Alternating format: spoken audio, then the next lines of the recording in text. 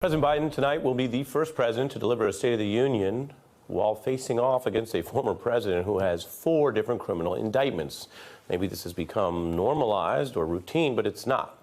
Now, we don't know whether the president will directly address those legal issues, but we should know past presidents have really gotten into it, because when you are the executive, the main other thing out there is the law that can constrain or affect what's going on. Consider how Ford and Carter spoke about the aftermath of White House crimes and Watergate. When I became president only 5 months ago, I promised the last Congress a policy of communication, conciliation, compromise, and cooperation. I renew that pledge to the new members of this Congress. For the first time in a generation, we are not haunted by a major international crisis or by domestic turmoil. And we now have a rare and a priceless opportunity to address persistent problems and burdens. President Carter arguing that Watergate-related Nixonian turmoil had hobbled their ability to deal with problems. Many people in Washington, including Republicans privately, will say the same about Trump's legal dramas. Now, Jen Psaki told us tonight she doesn't expect the president to go directly after the Supreme Court, but that's something President Obama did do. With all due deference to separation of powers, last week the Supreme Court reversed a century of law that I believe will open the floodgates for special interests, including foreign corporations, to spend without limit in our elections. That was about corporate spending, an important issue, but many people are even more exercised about what this Trumpified Supreme Court did in overturning 50 years of precedent on Roe, something Biden and his aides have been hitting very hard. With all this activism, as people say, this year is a chance to respond to that unelected Supreme Court and what it did to women's rights. Thank you very much.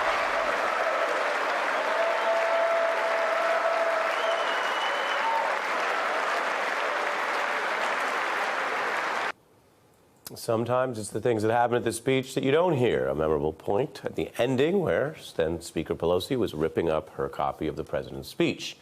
Now, the beginning of tonight's speech goes back a long ways. This is not something you just kind of riff off during the week. Much of the preparation involves the entire leadership of the administration, the cabinet, and the White House staff, especially because different agencies and groups want to get different stuff into the speech. So there's a writing part and a policy part, and our next guest tonight knows this better than just about anybody when it comes to President Biden. She was, of course, his first press secretary and has now crossed the line and joins us here at MSNBC. But in that role, she was one of the many White House experts who were involved in this and who we actually visited over the years when we would report on the ramp up to this very process, the State of the Unions in both the Obama and Biden presidencies. Let's take a look. This is the sort of the World Series and the Final Four and Super Bowl all rolled into one for the Obama speech writing operation. How close do you guys feel to being done with your part of the speech? It's all work in progress. We try to the greatest extent possible to wrap up the development process, the analytical work, before the really serious speech writing begins. And the president's rewrites begin arriving. Yeah, he generally has a lot of late night back and forth with the team. He'll come back with changes. They're normally handwritten. He has extraordinarily neat handwriting. It's surprising. The first time I saw it, I thought it was a font. How many rewrites have you done on the speech so far? I have done 0 because I don't write the speech. The president does it. President Biden is about to deliver his first speech to Congress. There's a huge amount of energy around tonight. He's going to do the walk down the aisle. He'll be wearing a mask. He'll take it off when he's speaking. How do you know when he likes a line? I can tell you how you know when he doesn't like a line. How? He's a details guy, and sometimes he wants to bring in a policy person and ask more questions about what more he can put in the speech. President Biden's focus from the campaign through governing has been how is it that we can grow and support America's middle class? The type of thing that he's most likely to strike is what? An acronym? Don't give him an acronym. Every State of the Union is about a moment in time. He's addressing a nation on edge over Russia's war in Ukraine. How much do you think the State of the Union's gone through extra rewrites because of the world? It's going to be hectic. He understands the challenges. He understands what the American people are going through. Will you tell us how many drafts of the speech there have been so far? It's just one big ongoing draft. We've got laughter over here. Rarely does a president give a State of the Union when everything in the country is great and hunky-dory. It is really about giving an update on what you're doing to make people's lives better. Madam Speaker! The President of the United States! And we are back with the aforementioned Jen Psaki. That was you in the White That really House. brings me back. Yeah. What we saw when we would do those visits, and that was over the years, including with you, is this is such a big countdown and so many people involved, and yet you want to have something that tonight is clear and still feels like it was written with one voice. Your memories from all of that and how that relates to tonight. Well, I think what's important for people to remember is that this process starts, it may have started before Christmas. It starts weeks, if not months, before the State of the Union is delivered. It often starts, as you heard Brian Deese talking about, with a bunch of policy ideas that are then narrowed down. The very tricky part of this process is that it can't be a listicle of accomplishments and even policy proposals, because people will snooze on their couch and lay down or turn it off or do some combination of that set of things. It has to be a story. It has to be a narrative. And it's how do you do that while also talking about your accomplishments and talking about what you're doing moving forward. So what you saw there is a little bit of that process. Everybody looks a little tired. I'm looking a little tired in a lot of those clips there. Yeah, because I think I was. But it's a big binder that's narrowed down to a speech that's an hour. And it takes all of those people involved, policy experts, cabinet members, communications people. My friend Cody Keenan wrote a book called Amazing Grace about the speechwriting process, and he talks about how people used to wait outside of the bathroom to pitch their ideas. I can confirm that happens as well. So weird stuff happens around the State of the Union, but it's a compilation of weeks and even months of effort and process within the building. Yeah, and the stakes are high anytime you want to get the president to say anything. I was just reading in the Isaacson book about Elon Musk when they finally got President Biden to say something true about how many electric Tesla vehicles there were, and just getting him to say it once was a big deal, and that was part of sort of the behind the scenes. Getting it in the State of the Union is a bigger deal, and we can remind folks why. America's gotten to have a larger population. The viewership for this has gone down over time, but it's still one of the largest things. So we can show Clinton, 40 million, Bush era, 43, right? Obama, your era, 37. Biden 2023 down to 27 million, and those are larger trend lines than even just the presidency has to do with media habits. But 25, 27 million people tonight would still be a lot. Still a lot. How does that fit into what happens within the administration of people saying, well, we really want the president to mention this, or we really want to get that in there, oh, wait, it's too much stuff?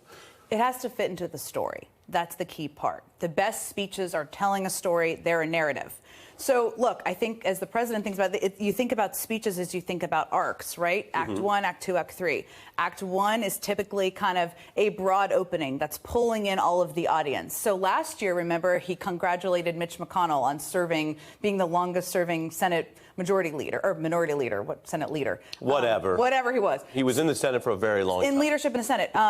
He that was kind of an olive branch. I expect he'll do that in the beginning, too. And he has Mike Johnson as the new speaker. He has Mike Johnson as the new speaker. Then it's the economy in all likelihood, because this is the best opportunity with that size audience to really lay out things that people just don't digest, like he's created more jobs than any other president. GDP is down by, the inflation is down by 6%. You'll hear him do all of those things. Then you think of it as an arc. So there's going to be foreign policy in there for sure. We've heard our last guest, we're talking about Gaza. I'm sure that will be talked about. I'm sure there'll be a discussion of Ukraine, Russia in the frame of democracy. Then at the end of the speech is when you get a soaring moment. Last year, he talked about an inflection point. We're at an inflection point as it relates to democracy. I expect he'll do that. In there also sprinkled will be talking about abortion access. We've already seen that in one of the excerpts that's been out. In there also, I expect them to talk about immigration. So anyway, it's an arc, the whole speech. And you think about the audience and pulling in the audience to invite them to listen, invite them to hear about it, but you want them to end the speech and feel inspired and excited. First of all, super interesting to hear you just lay it out that way. I mean, we talk all the time, but I love how you put that because that kind of gives us a lens for tonight. Maybe you're good at this. Yeah. Second, the other piece that you alluded to, but I don't think you went into in depth, is you always want moments. In the old days, they were sound bites. Now they might be TikToks. But it's really the same concept, which is some people watch the whole speech, some people remember parts of it, but the next day and days ahead, and we've shown some of those moments tonight, how much in your process did you guys deliberately plan that? Oh, this would be a breakout. Oh, this would be a clip. And how much of that just happens? Some of it you can plan, and some of it you prep for, which means some of it you plan, like last year, they had the Social Security moment. They scripted that. They planned for that. They did. It looked unscripted, but you're saying they were ready. The back and forth was unscripted, Sure. right? He had to be agile in the moment. But planning to put Republicans in the room on the spot on Social Security and Medicare was written into the speech. There are moments. Let me interrupt with a political joke. Go for it. I love your jokes. They're part rap, part dad joke. It's a combo. Who could have foreseen that Republicans in the well would be rude to the sitting president?